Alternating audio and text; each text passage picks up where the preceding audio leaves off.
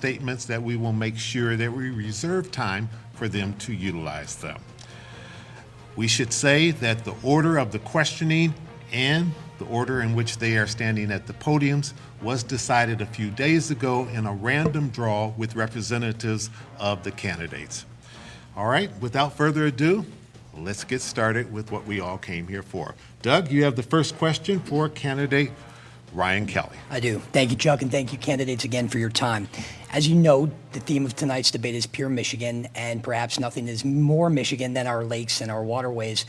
But not everyone in Michigan has access to clean and safe drinking water. For instance, in Benton Harbor and still in Flint, people are dealing with lead issues. And for many, many years now, even decades, a lot of Michiganders have been drinking dangerous PFAS chemicals linked to cancer. So the first question for you tonight, and you have 60 seconds to answer it, starting with you, Mr. Kelly, is how do you ensure that Michiganders, all of them, have access to clean and safe drinking water? After we saw the Benton Harbor crisis that happened, my campaign made a statement that when I'm elected governor, within that first year, I want every municipal water supply, whether it's a city, a township, to provide us with the age of their infrastructure, with the age of their water treatment plant, and then their most recent report for the water quality that they've had. That would be for the year 2022, and we want that by the beginning of 2023. That way we can prioritize across the state which cities' municipal water supplies need to be addressed and be repaired. And what we saw happen last year, Governor Whitmer, she gave millions of dollars to cities that did not need to have the repairs made. I looked at all those water quality reports and I noticed that those cities didn't have any lead issues, but we still had Flint, we still had Benton Harbor and other areas. So I want to see those water quality reports. That way we can prioritize Thank you, all of the Mr. Kelly. different. That is your time. I appreciate your answer. Mr. Soldano? Yeah, every single Michigander should be able to drink clean drinking water. Not only in Benton Harbor and Flint, but also with the increased testing that they're doing now. We're going to find out there's probably a lot of other cities that have infected water too, and these people should not be drinking lead-filled water. And so it comes down to infrastructure, it comes down to money going into that infrastructure. And that's why if you look at Florida right now, they have $22 billion surplus. South Dakota reported a huge surplus. Instead of having an enormous amount of money, which we should have, because this governor didn't handle the pandemic the right way with the lockdowns, with putting our kids in a mental health crisis, with canceling their experiences, opportunities, and dreams, we don't have the excess of money that we should have if she would have handled it the right way. So bottom line, we need to get the money to these places, and we need to invest heavily into our infrastructure and make sure all of our future generations have clean drinking water. Thank you. Mr. Rickey? Yeah, we have to look at the state of Michigan's lead levels and compare those to the federal lead levels. And lead is in our water, as are PFAS. So we need to prioritize. We know that Benton Harbor was roughly twice the amount of lead that Flint had, and it was ignored by this administration for a period of time. With the COVID money that came back in, I'm disappointed that our legislature and our governor didn't mandate that those funds were directed to fixing the problems in Benton Harbor, fixing the problems in Flint. The key element, because there is going to be lead in water across the state, is that we start to address PFAS, which we realize now are significant cancer causers, and that can be corrected at the same time as we reduce our lead levels to below federal standards. All right. Thank you. Ms. Dixon? Yeah, water is our greatest resource here in the state of Michigan. There should be no child and no adult that goes with some sort of water that is unsafe in the state of Michigan. But we have to have reports. We have to have reports across the state. I know you mentioned Flint and you mentioned Benton Harbor. As I've traveled across the state of Michigan, I've heard concerns in the Upper Peninsula. I've heard concerns in northern Michigan. We need to get reports from across the state and make sure we're taking those seriously, and then make sure that that money is allocated to those communities. Our communities know what they need best, and they need to be figuring out exactly how they can spend that money to make sure that every person in Michigan is drinking clean water. Because like I said, it's our greatest resource and no one should go without. And Mr. Rabin? Yes, as everyone said, it's important that we drink clean water, and those tests are available at any hardware store. And so what I would recommend is that as citizens, we purchase that at our home level, because that's the most important, what's coming into our house. And then we will give folks a rebate on that from their taxes as they purchase those. But it's most important that we look at the older ones, as was mentioned, that we look at some of these cities that have mishandled their funds, and they've ignored the importance of doing this very testing. And so as I am governor, I want to have an all-out assault, because we seem to be having a pandemic of water issues right now in Michigan. I want to have a monthly report coming from our cities to make sure that we have fresh water for everyone in our state. It's critically important, and of course, we can't do without fresh water. All right, thank you for your answers. Elle? All right. Candidates, let's talk a little bit about education. I know you all have touched on critical race theory. It looks like critical race theory is not being taught in Michigan. There are no plans to have it taught in Michigan, according to the Michigan Department of Education. So how would you, as governor, guide schools to teach about diverse populations, race, and racism here in Michigan? Candidate Kelly, you'll start. I get to go first again. That's exciting. So that's an absolute false statement that you made in regard to critical race theory not being taught in schools. That was something that was decided at the State Board of Education, as well as FOIA requests that came from the Novi School District that said that, in fact, yes, they are teaching critical race theory. Now, day number one with Governor Kelly, we will sign an executive directive to terminate all of the DEI positions in all of our state schools because it violates Article 1, Section 26 of the Michigan Constitution.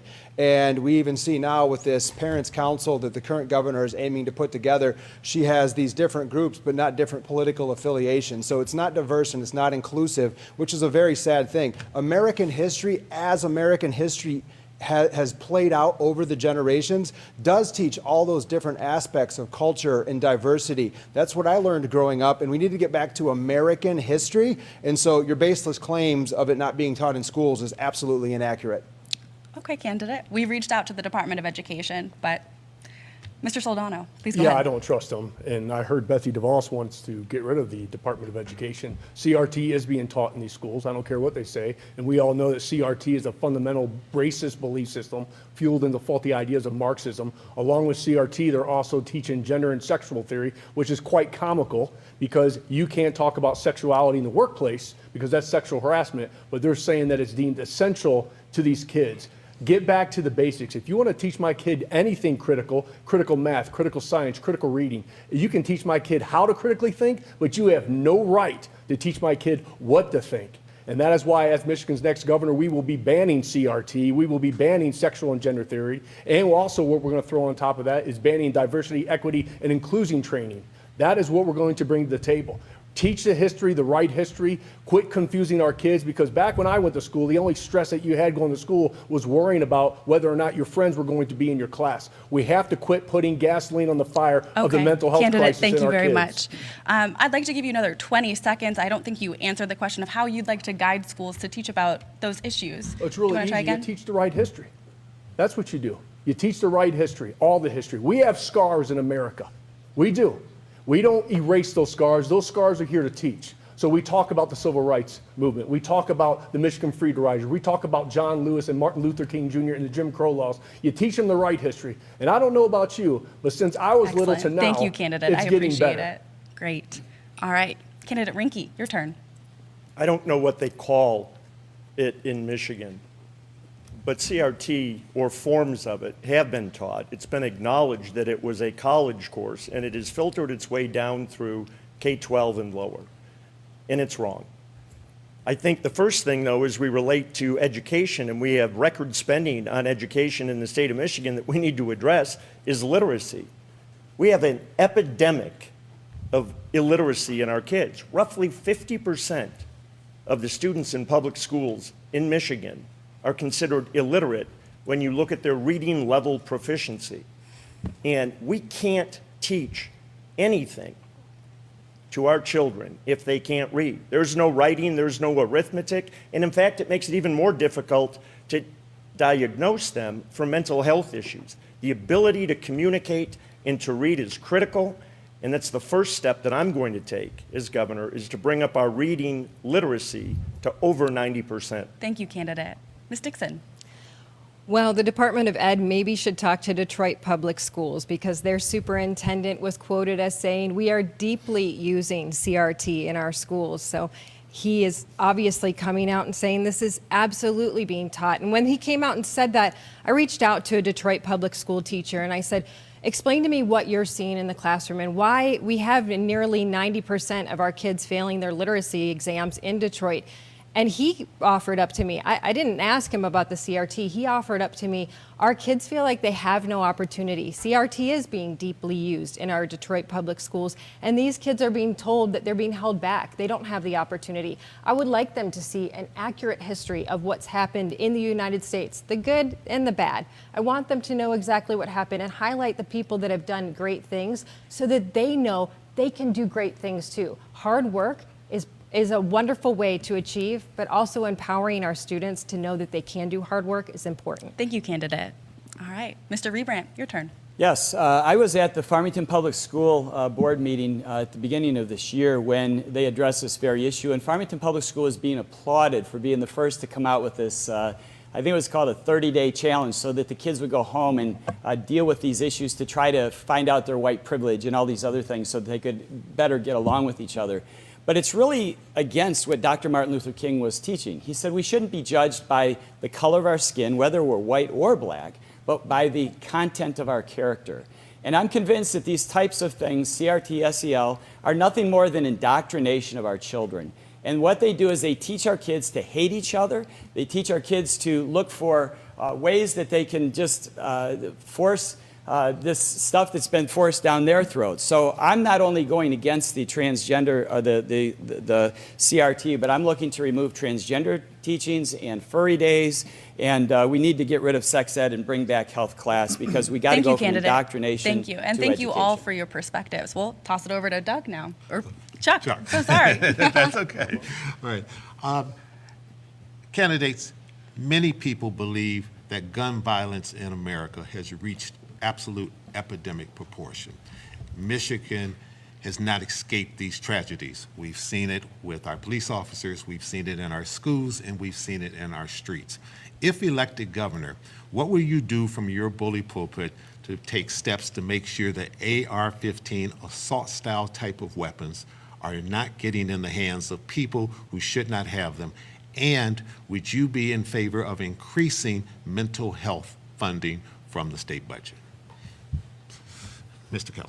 I get to go first again. This is exciting. Well, this is the order that So you all first picked. of all, we have to understand that assault is an action and it's not an object. So to say that these are assault weapons, they just sit there unless somebody else assaults someone with them. So we need to get away with these baseless claims of these being assault weapons first and foremost. Second of all, we need to respect the fact that the Second Amendment in our Article 1, Section 6 of the Michigan Constitution is something that is being demonized and criminalized instead of being embraced so that our culture understands how to best handle firearms.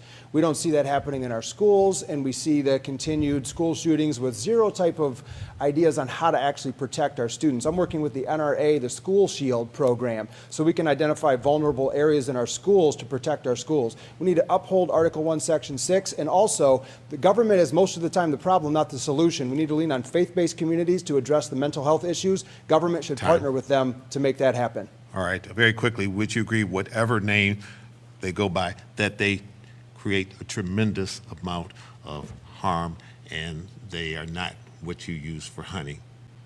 I absolutely disagree. They don't do it. They sit there and they do nothing unless someone else does something with it. Assault is not an object.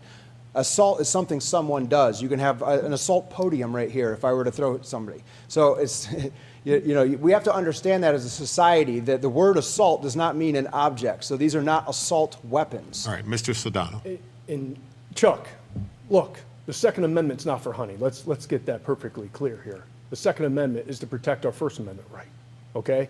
And the first thing that we're going to do as Michigan's next governor to curb gun violence is we're going to get constitutional carry through. Because did you just see in Indiana where somebody was carrying and stopped somebody that was a threat, and he stopped it within minutes, somebody who was constitutionally carrying. So that is what we're going to do. We do not have a gun problem. If we did, then states like New York and Illinois wouldn't have the problems and the gun violence they do, because they have the most restrictive gun laws. And look at the horrible, evil person did in New York when them shot up that horrible grocery store, or the grocery store with those people. And then I call it Chicago, not Chicago, they have the most mass shootings in any other city in the United States. So obviously, gun restrictions do not work. We have a mental health crisis, like you said. But we need to get constitutional carry in so we can be armed and prevent these things. But also, we need to put a lot of money into mental health crisis and the ultimate why, which is governors who have created this mental health crisis. Very quickly, the second part of that question was, would you increase funding for mental health? Yes. All right, very good. All right, Mr. Rinke, same question. Yeah, I'm a constitutional carry guy, and it is right in our founding document. It's non-negotiable. And that is the right for citizens to protect themselves against tyrannical government. An AR-15 rifle that you refer to functions exactly the same as a pistol. So to outlaw a gun the way it looks, then it would make sense to outlaw a car the way it looks, using that rationale. We have bad people. And Michigan actually holds the distinction of having the greatest public attack in the history of our country in Bath, Michigan, north of Lansing, when someone who was angry and mad planted explosives and blew up a school with kids in it. It's the greatest loss of childhood life. Bad people do bad things, and yes, Chuck, we will spend more money on mental health to fix and identify those potential. All right, thank you. Ms. Dixon. Purpose. I think we are definitely going through a mental health crisis right now, especially after a pandemic, when people were ruled by fear. We have to look at how policies were handled in states where everything was shut down and people were told that you have to go turn your neighbor in. I remember a story when I had a friend whose neighbor was an elderly woman. She had someone come and mow her lawn, and they turned her into the police. Fear causes mental health issues. We have fear in schools. We have fear in government. This is something that we have to stop. We have to come back with a positive attitude and show people that they're safe and they live in a great country. And yes, I think we need to look at funding. We saw that we would have had a 200-bed hospital in Cairo, but that was reduced to a 100-bed mental health hospital in Cairo. We need to look at that and make sure we have the facilities necessary to treat mental health. All right, Mr. Rebank. Chuck, it's a great question. I'll start out by saying I don't agree with the phrase gun violence, but I will tell you that as a pastor and as a police chaplain, the Michigan Chiefs of Police, Southeastern Chiefs have endorsed me. What I would share with you is this. I went to the Oxford Vigils. I went to all 4 visitations for those 4 students who lost their lives. As a police chaplain, I've seen needless death. And so this is more than just an academic question for me. This is an issue of the heart, and it's an issue that is very close to me because I've seen everything that I don't want to see. But I will tell you that many of the shooters have been on psychotropic drugs to help them through their mental issues, and then they miss what reality is. And so I'm coming back to the mental issue stuff because we're so quick to dispense drugs to people just to get them off of our table, get them out of our sight, and have them sit as zombies in a room, and the net result is they lose sense of reality. So yes, I would fund mental health, increasing mental health in the budget. All right, you don't like the term gun violence. What would you just call it? One word, just violence? I would call it people violence. People violence. All right, very good. Doug? All right. Candidates, this next question is in the vein of education, albeit early childhood education. There was a recent study that showed the cost of daycare and childhood care here in Michigan is almost equal to the cost of a college education. I have friends and colleagues, and I'm sure you do as well, who are putting their kids on wait lists even before they have their child. The cost of education for young children is too high here in Michigan. How do you, at the same time, make sure that families both have access to early childhood education and also can afford it? Candidate Kelly, we'll start with you. Again, this is the order that we drew in. All right, very good. Early childhood education is extremely important. My wife and I, we have 6 children, and our youngest is now just over 3 months old. We homeschool all of our children, and so we have a different lens that we look through, but not all families are in that same situation. And being able to provide the money following the student here in the state of Michigan is extremely important parents to be able to have those options. We saw the recent Supreme Court ruling out of Maine that allows the dollars of the state dollars to follow to religious education, the money to be invested in the student. If we have that type of legislation here in the state of Michigan, parents will be able to draw more options for their students, be able to use those funds to allocate towards whether the education they want. I believe when it looks at the childhood care, we need to be looking at partnering with the private sector, with corporations, to give them enhanced benefits for providing that type of care for their employees. Thank you, Mr. Kelly. Mr. Soldano, same question, and keep in mind we're talking about early childhood education and daycare. Yeah, it's critical. I think we are 32nd in the nation in reading right now, and they're starting to tie in job competitiveness and education, or to job competitiveness to educational outcomes, which is obviously a concern. And we have to make sure that money that we're putting into these schools is actually trickling down to the student. That's what we have to make sure of. And another thing that we're dealing with right now is inflation, is the economy. So on average, these parents are just getting hammered with, on average, paying $300 to $600 more per month just for groceries and everything else. So everybody's already cut thin, and everybody's trying to do everything they can to survive here, and our kids are suffering because of it. So we have to make sure that this money is not only trickling down to the kids, but this money is following those kids. So when these parents choose on what school to take these kids to, that money's going to follow. That's going to create more competitiveness within our schools, and that's how another way that we're going to take back our schools. But bottom line, we have to do everything we can to help our youth. All right. Mr. Rinke? The children are the customer, and we've not recognized that in the state of Michigan. If we had, the city of Detroit, third grade reading proficiency levels wouldn't be that 85% of those kids can't read. And yet we continue to throw money at the problem when we know how to deal with literacy. We need to educate our kids, we need to measure that education process, and we need to start in kindergarten, come back in third grade, come back in sixth grade, come back in ninth grade, come back in 12th grade, to make sure that those kids never fall behind from a literacy perspective. Once we start to have effective education, we can look at the curriculum and we can start to generate learning in our children that benefits the children as well as our society. Very quickly, because again, the question was paying and bringing down the cost of early childhood care. I'll give you another 15 seconds to say specifically how you plan to bring down the cost of early childhood education. What we need to do is get rid of the regulations that our state currently has regarding child care facilities that restrict and drive up costs because of all of the insurances that are required, the supervision, the inspections, et cetera, et cetera. Several cities add on to those costs, and it makes it prohibitive. But our kids obviously are funded in their education. Thank you.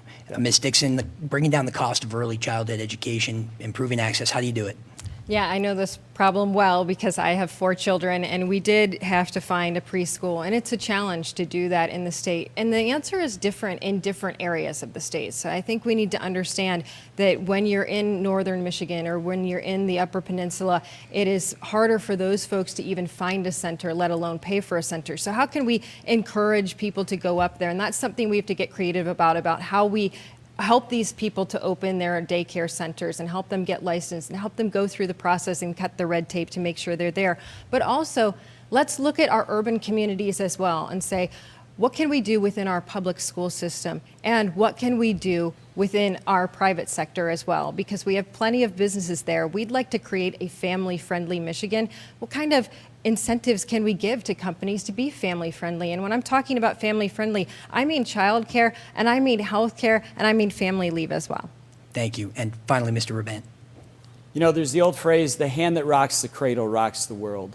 And I may be different from everybody here, but I think the best childcare and the best teaching opportunities are parents who are able to keep one parent at home.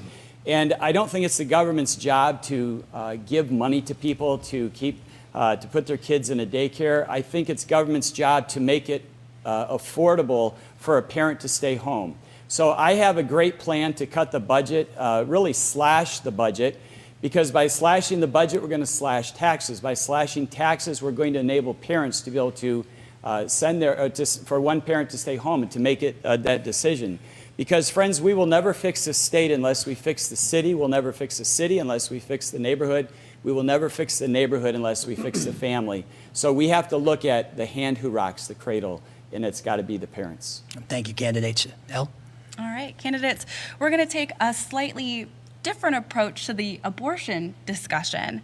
So according to the Michigan Adoption Resource Exchange, there are more than 3,000 children in Michigan that are awaiting permanent homes. They have no one, basically, except for the state. So how will you work to reduce that number and prevent it from rising if abortion becomes fully illegal in Michigan? Starting with you, candidate Kelly. It's a great question, and definitely with the overturning of Roe versus Wade and the decisions coming back to the state, going to be a very discussed topic this election cycle. If you watch, or if you look at my 100-day plan on my website, you will see that we have the People's Cabinet. And I'll give you an example of what that looks like. I am working with a large group of parents in the foster system and looking to adopt so we can understand the roadblocks and the difficulties in regard to having foster children in the homes and then being able to adopt children. It's very difficult to adopt children here in the state of Michigan. We're going to work to put things in place to make it easier for parents to adopt children and find the right homes. It is something that is, going to be a continued issue that we have to deal with unless we get this corrected. Right now, there are so many parents out there that want to adopt children. So working with people that are actually going through the system now to identify the areas that need to have solution-oriented processes put in place, then working with the legislature to get those put into law. Thank you, candidate. All right, Mr. Soldano. My mom was adopted. And so this is very personal to me. And like a lot of departments and agencies in the state of Michigan, we need to make sure that we're looking at everything to make them better. We need to start putting more emphasis on pregnancy crisis centers. We need to put more emphasis on reforming the adoption and foster care systems. And we have to make sure that these women are supported who decide to give birth, right? That are going through this, that they have medical insurance, that they have support, that they understand and know that their baby is loved, that their baby is going to be cared for, and that when they give them up for adoption, that baby is going to be also cared for. So we have to do everything that we can to help these women and these children that go into the foster care and the adoption centers. All right.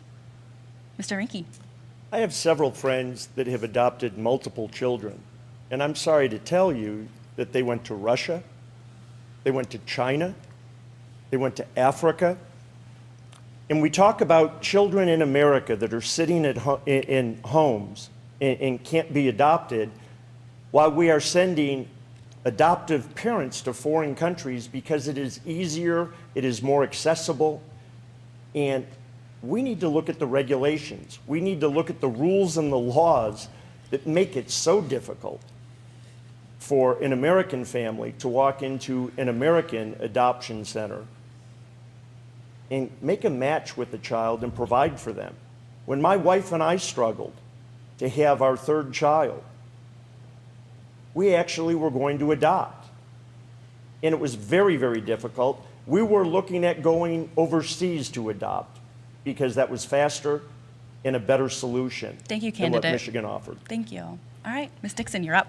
Well, I hope you'll ask Gretchen Whitmer the same question because she just vetoed quite a lot of funding for adoption in the latest budget. So she vetoed grants for adoptive parents. That would help us to reduce that number of 3,000 kids. That would help families find the child that they're looking for and children find their forever home.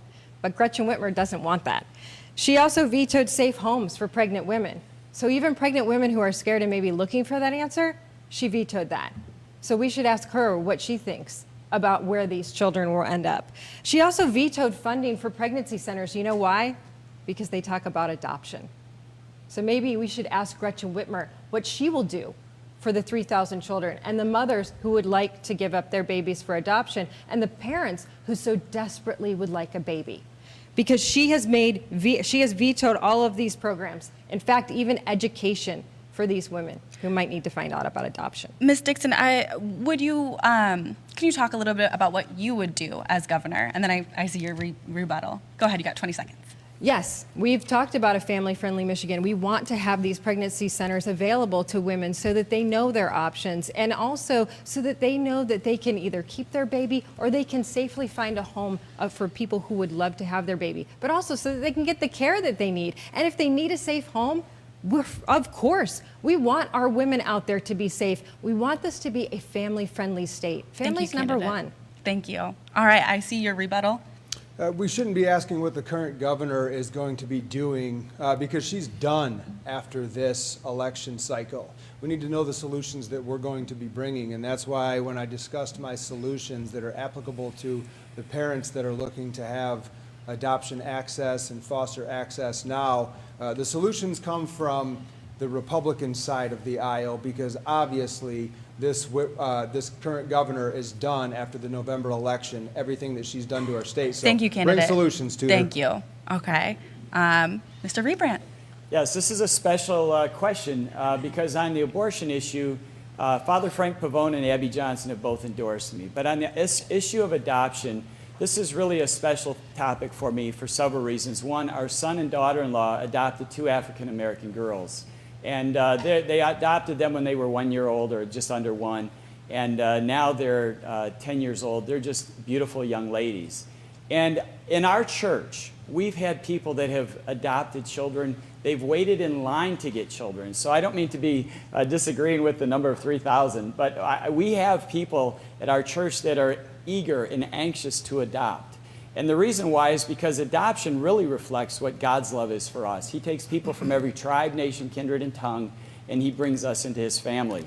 And that beautiful picture is what will transform the society once we get that support in the news out. So I would do whatever it takes to make adoption much easier than what it is. Okay. Thank you, candidates. All right. Ladies and gentlemen, let's talk jobs and business a little bit here. This is sort of a two-pronged question. Whether I'm talking to Brian Calley, former lieutenant governor, now over the Small Business Association, or Sandy Barua, leader of the Detroit Regional Chamber, they're quick to say small business is the backbone of America. What would you do to remove the major roadblocks as you see them for small business in this state? And if elected governor, would you use the power that you have to increase, keep the level the way it is, or decrease the amount of money used to promote tourism in this state? Mr. Kelly. Tourism is extremely important. Our natural resources are incredible here in the state of Michigan and need to be fully utilized, not only from the DNR side to manage things better and create an environment where people will want to come to the state of Michigan for hunting, for coming and visiting our Great Lakes, absolutely promote more tourism.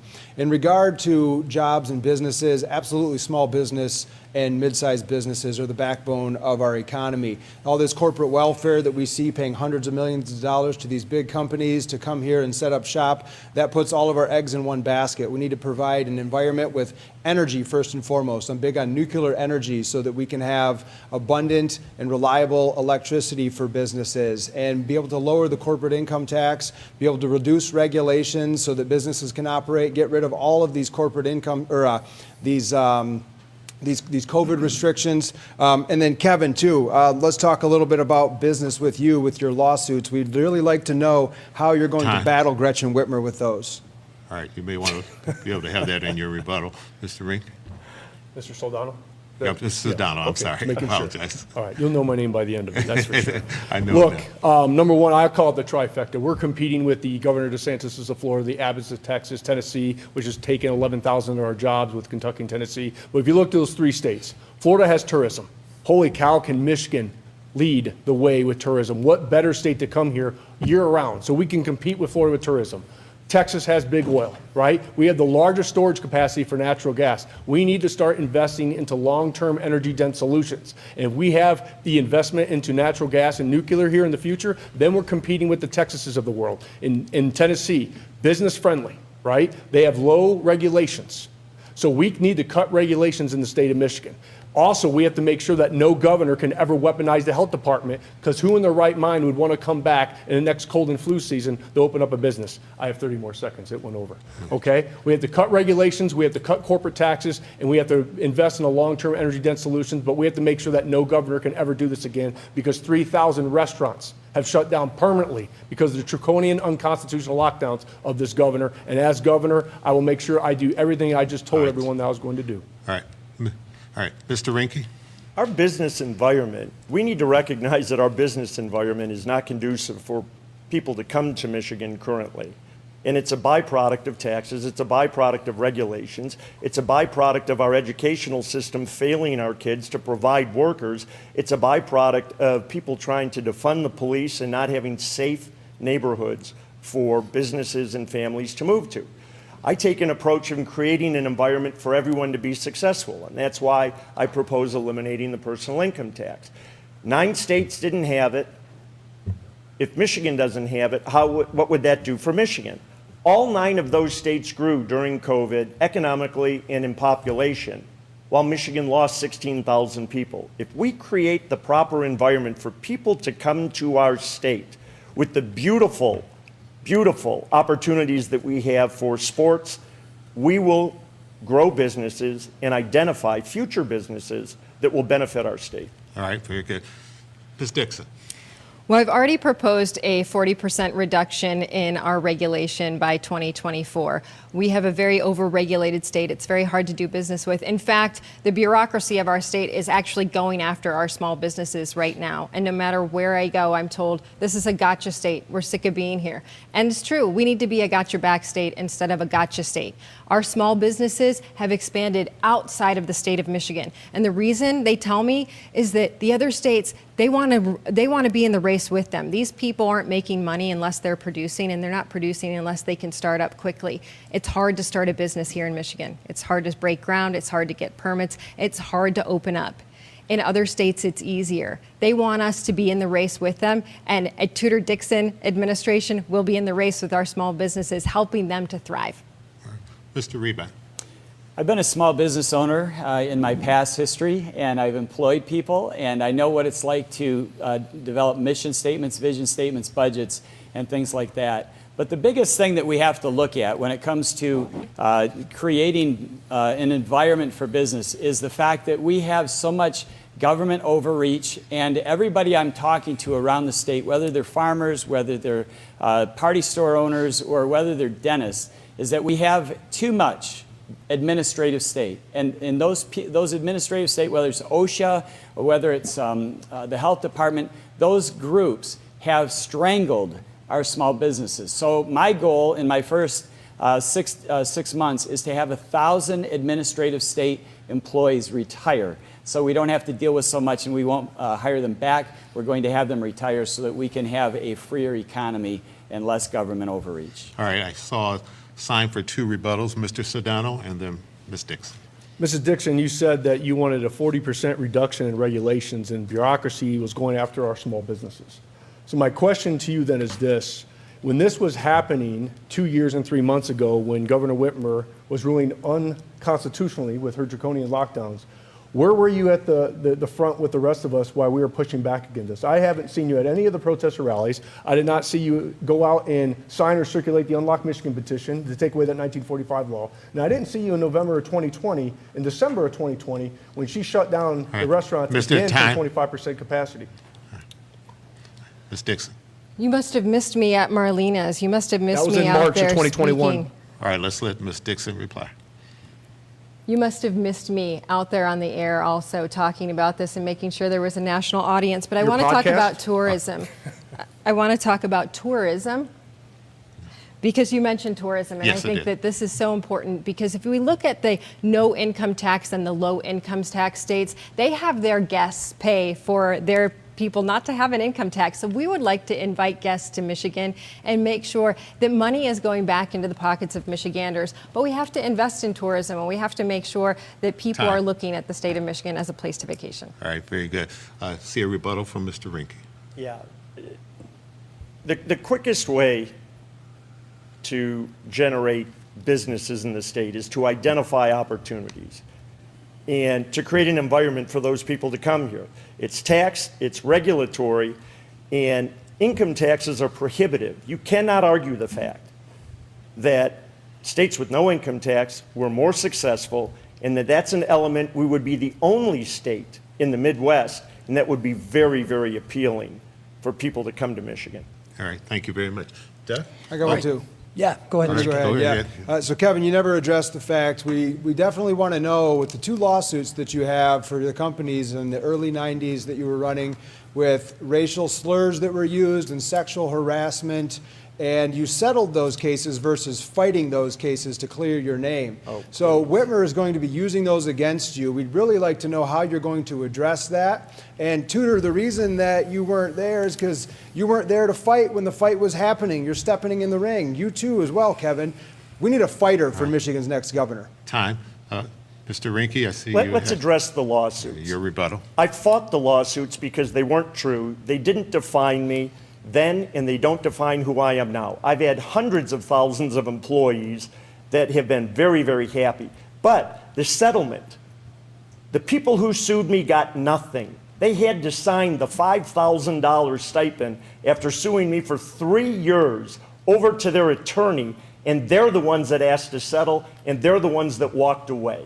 That's the truth, Ryan, and that's how I'm going to fight Gretchen Whitmer with it, Time. because it's a dead deal. Time.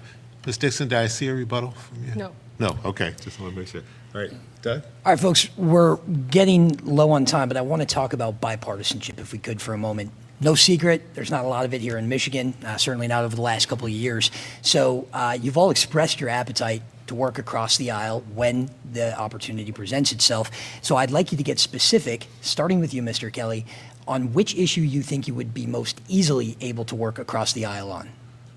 When we look at bipartisanship here in the state of Michigan, that's mostly coded in things that are good for politicians and lobbyists and not for the people. I will be working with anybody that wants to do the right constitutional thing for the people here in Michigan. Look at Public Act 21 and 22, the Auto Insurance Reform Act that was a bipartisan deal that has left so many people without the coverage that they bought and paid for. Look at all of the different things with our auto insurance that haven't changed. When we see bipartisanship being used, it's an emotional driver to think that, wow, everyone's working together in Lansing, but they're not working for the good of the people. It's an emotional driver that is not providing the results that the citizens deserve. As governor, I work with anyone that wants to do the right constitutional thing that will bring value to the citizens of Michigan in a positive direction. All right, thank you, Mr. Kelly. And I will give you another 15 seconds to give us, again, I'd like specifics from all of you on one issue that you think you would be able to work across the aisle on. Understood. Education. Providing a quality education to our students. I don't believe that there's anyone that would want to rebuke having the disastrous system that we currently have continue. I appreciate it. Mr. Soldano. Can I restart my clock? We will restart your clock. Yes, go ahead. Thank you. Look, that's one thing that we're sick and tired of is the establishment on both sides of the aisle. And that's why there's so many great Americans running for all levels of office now. We are done with the establishment-backed candidates. We are done with special interest and lobbyists. It's time for real Americans to stand up and represent the people. So when you're talking about working with bipartisan, hey, absolutely. You're not going to change my beliefs on pro-life, on the Second Amendment. You're not going to change my beliefs on the Constitution. But if you have a great idea on how to move our economy forward, if you have a great idea on how to make sure that these kids aren't drinking lead in their water, or if you have a great idea to cut regulations and put more money back in Michiganders' pockets by cutting taxes and doing a forensic accounting on the budget, then yeah, let's work. We need to start having conversation again. Conversation from a variety of different people and experiences and backgrounds to not only move this state forward, but our country forward. All right, thank you. And Mr. Rinke, one issue you'd be able to work across the aisle on. Well, I'd like to start with the auto no fault, and I'd like to fix that for the folks who had a contract, not only with the insurance companies that they paid for based on the fees that the insurance companies set, as well as with the state of Michigan. Candidly, I'm the only candidate that's come out consistently from day one and said I was disappointed in how the Republican legislature acted and that the governor would sign such a rotten bill. Several times I am on record saying I would not have signed that bill. Those people have the right to the coverage that they paid for. The state of Michigan and the insurance industry has a $24 billion fund of the people's money that they are refusing to cover. I have a son-in-law who has to fight, who is an auto no-fault survivor, and has to fight for what is owed him. I have worked in my traumatic brain injury business and had to fight for the people that had rights and had coverage, and the insurance industry constantly was trying to block them. All right, thank you. Ms. Dixon? Well, I think it's interesting. These three guys seem to be upset about the establishment. Maybe they should define establishment and how they would actually work with this mysterious establishment that seems to be elected officials that they are so against. I will tell you, I've already worked with people that are in government. We've already sat down. I would love to sit down with people across the aisle and talk about safe cities in this state, because it is so important that we are able to have safe cities for not only our communities, but for people who want to come to the state, because we need to bring at least 1 million more people back to the state.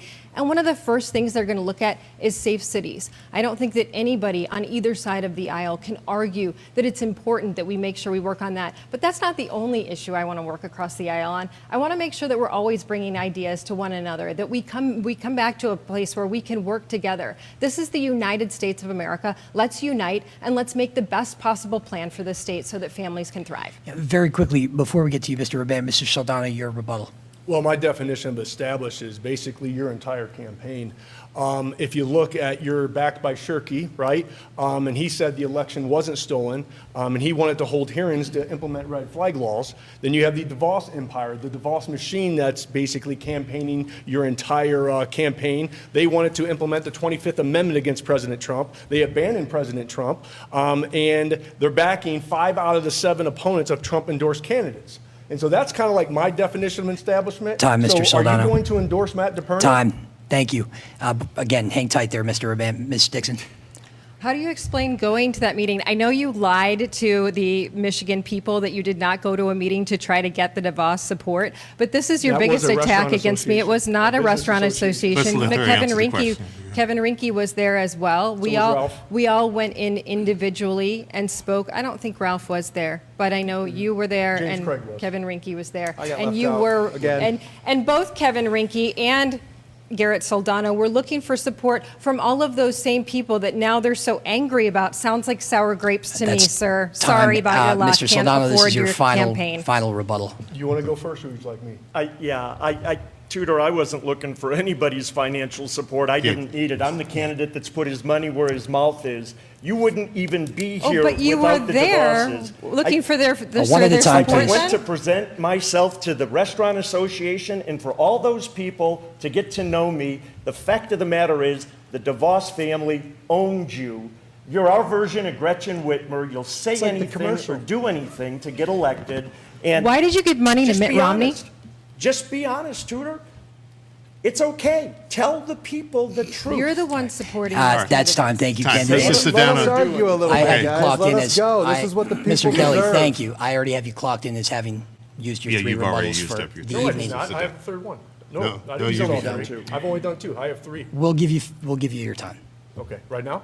please. Okay. Yes, it was a restaurant association. The very restaurants that I was standing up from the very Well, maybe beginning they'll in comment. November, and when you were doing your podcast and you were saying that you were standing up. Bottom line, I've been in the trenches with our fellow Michiganders ever since the beginning, standing up for them while you were doing your podcast, while you were sitting in the shadows The and DeVosses sitting on the introduced bleachers. you. And so here we go again with an establishment-backed politician with her lies, trying to sugarcoat everything. But bottom line, you weren't there from the beginning. You were I actually was. there. All right, I mean, time. that's hard Thank to you. explain if you're Miss- you, right? Oh, fair enough. We are running out of We're time. getting So, very close to Mr. your closing Raban, statements. we need you to One more answer question in your after minute. this? Yes.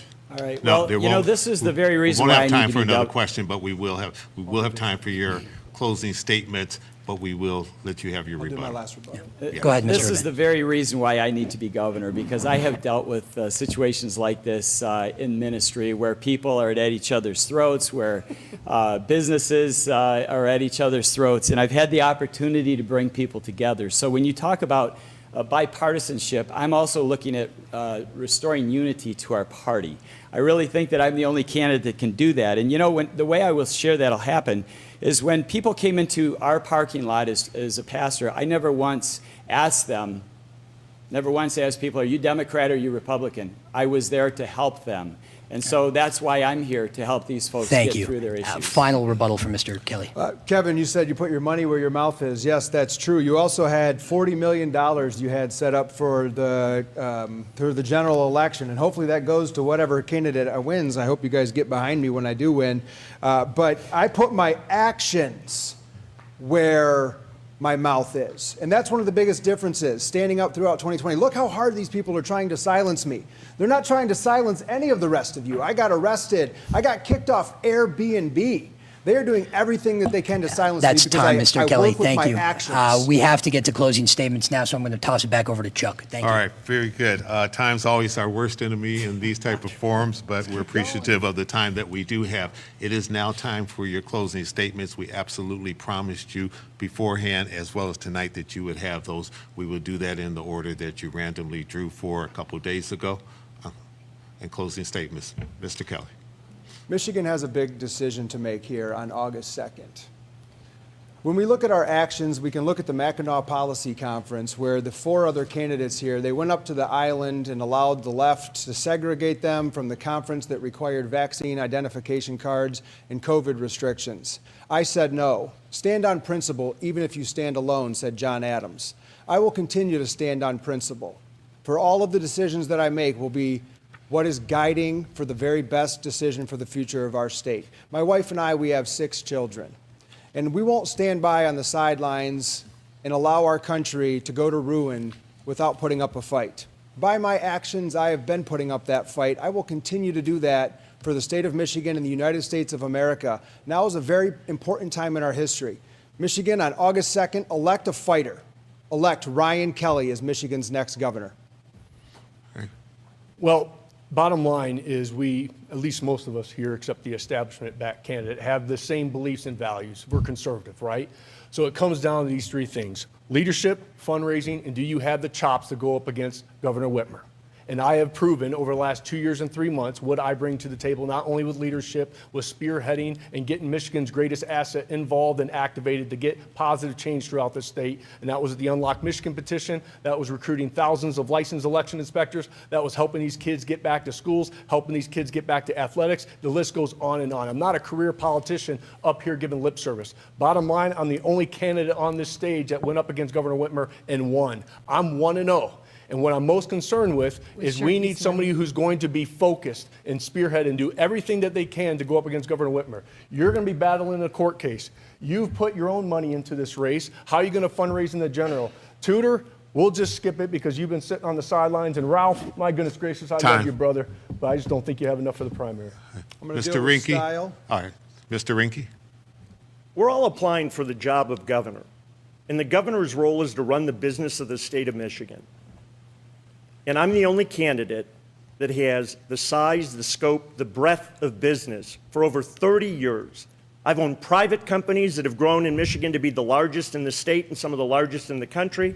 I've participated in 2 Fortune 250 companies that had significant numbers of employees. I've done it in automotive. I've done it in healthcare with my post-acute traumatic brain injury business and an autism services business. I've employed hundreds of thousands of people, and we have serviced millions of customers. I know how to run the business, and I applaud these other folks. We've got a great real estate salesman. We've got the best chiropractor in the state. We've got a radio talk show host. We've got a pastor. And then you've got a choice for who can run the business. That's me, and I'll look forward to being your governor. All right. Ms. Dixon. From the beginning, I've been running a policy-first campaign, and I've crisscrossed the state, and I've listened to you, I've learned from you, and I've presented my vision for the state, my positive vision for the state. We have 25 policy goals that we plan to enact by 2025. My vision is that people in Michigan will have good careers, they'll have better schools, they'll have safe communities, they'll be able to pay their bills, and they'll have safe and fair elections. I've been doing all of the work behind the scenes. I've gotten the endorsements. I have the police behind me. I have Right to Life. My opponents, what have they been doing? They've been talking at you. They've been puffing up their chests, and they've been running silly attack ads against me because they thought it was a popularity contest. They didn't realize it was about serving you. All right, let's let her make a closing statement, please. If you remember one thing, remember this. This year, there will be an epic race between a conservative businesswoman and mom versus a far-left career politician and liberal birthing parent. Mr. Rebat. Citizens of Michigan, what we have just observed is what we don't need in Lansing. We need someone who knows how to solve problems. You know, we've spent $22 trillion over 60 years to try to fix Michigan, and we have more hate, we have more anger, we have more frustration, we have more suicides, more incarcerations. And we've sent people to Lansing to try to fix these problems, and they've tried to fix it with money or with education. And the problem is, we can't fix spiritual problems with those solutions. I'm running for governor because John Adams stated that our Constitution was made for a moral and religious people. It's wholly inadequate for any other. And that's why we've seen the disintegration of the state. That's why we've seen the disintegration of the culture. And that's why we have the problems that we have today. As I said, we've already sent everybody else to Lansing. And so I would encourage you to join with us to make Michigan a lighthouse to the nation and end the disaster and vote for the pastor. All right. Candidates, thank you very much for presenting all of your points of view this evening and joining us. Co-moderators, thank you for coming over from Lansing and Grand Rapids. We appreciate it. We want to thank all of our sponsors, and we want to remind you on Tuesday, August the 2nd, to get out and vote. Your vote matters. I'm Chuck Stokes. Good night.